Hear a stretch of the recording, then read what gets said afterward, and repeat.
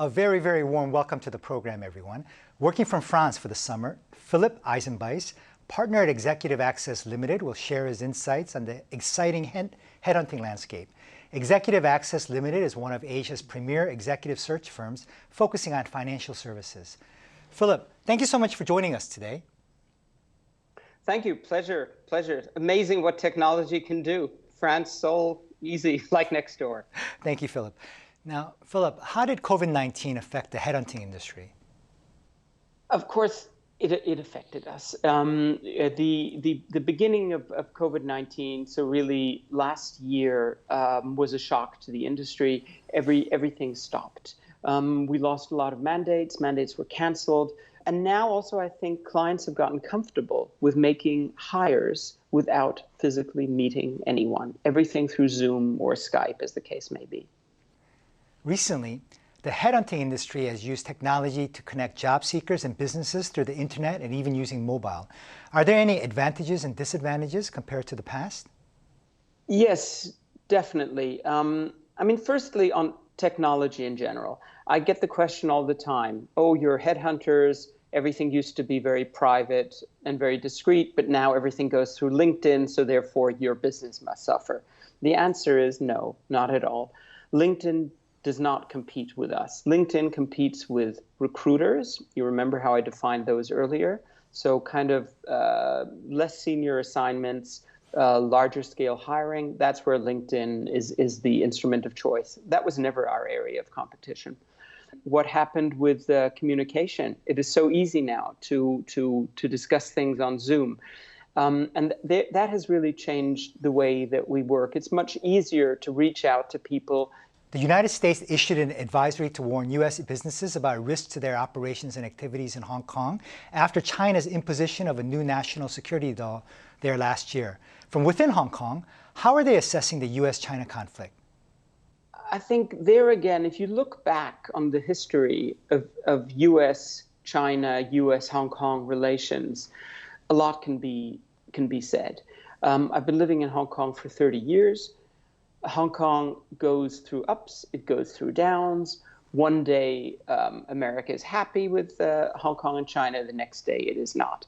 Hong Kong it's a very dynamic region. Things change. The one thing I can say with certainty is that there is a certain cycle. Every few years, there's a new direction as well. So overall, I don't get too distracted by all the political chatter. I'm still very positive on Hong Kong. We work very well. The infrastructure is excellent. The quality of people is extraordinary. It's still a very, very good place to be. Now, the coronavirus has had a major impact on both Hong Kong's economy and real estate market. Can you provide more information about the local situation? Of course, the corona has had a huge impact. I think it's very hard for small business operators, restaurant operators, store operators. There's been a lot of bankruptcies, even in Hong Kong. Small businesses just cannot sustain the extremely high rental situation. And for them, it's really hard. And I think that we must remember.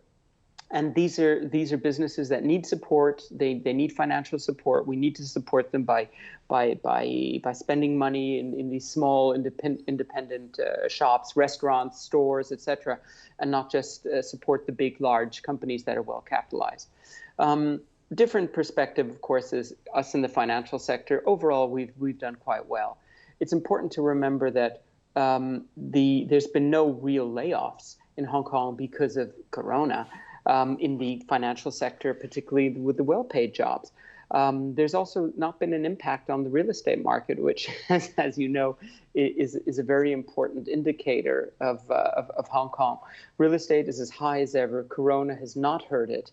The national security law you mentioned earlier has not hurt it. So Hong Kong is still doing surprisingly well in spite of all the chatter. Fascinating. Now, finally, Philip, can you recommend any stocks to our viewers? I'm a simple guy. I'm European by background. I'm a very traditional investor. I'm a very conservative guy. I'm always worried about losing money. So in terms of what I like traditional, mostly European stocks that pay high dividend yield. I want dividend yield. That's my prime consideration.